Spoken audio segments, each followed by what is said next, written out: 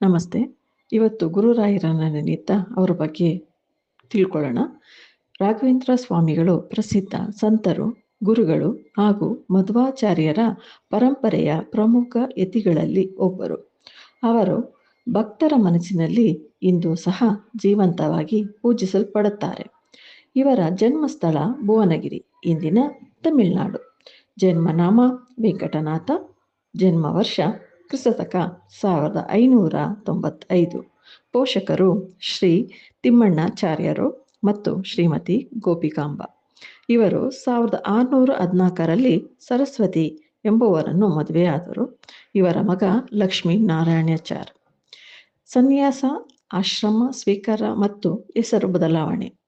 1621 ಸನ್ಯಾಸ ಶರಣಾಗುವುದಾಗಿ ಘೋಷಣೆ ಮಾಡಿದ್ದಾರೆ ಹಾಗೂ ಶ್ರೀ ರಾಘವೇಂದ್ರ ತೀರ್ಥ ಎಂಬ ಸನ್ಯಾಸದ ಹೆಸರನ್ನು ತೆಗೆದುಕೊಂಡರು.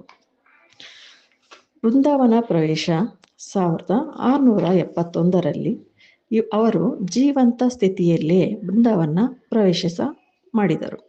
ಬೃಂದಾವನ ಪ್ರವೇಶಿಸುವಾಗ ಅವರು ನೀಡಿದ ಆಶೀರ್ವಾದದಂತೆ, ನಾನು ಶರೀರದಿಂದ ದೂರವಾದರೂ ಭಕ್ತರ ಕಷ್ಟ ನಿವಾರಣೆಗೆ ಸದಾ ಇರುತ್ತೇನೆ ಎಂದು ಅವರು ಭಕ್ತರಿಗೆ ಆಶ್ವಾಸನೆ ನೀಡಿದರು. ಪೂಜ್ಯಾಯ ರಾಘವೇಂದ್ರಾಯ ಸತ್ಯಧರ್ಮ ರಚಯತ ಭಜತಾಂ ಕಲ್ಪವೃಕ್ಷಾಯ ನಮತಾಂ ಕಾಮಧೇನುವೇ. Thank you.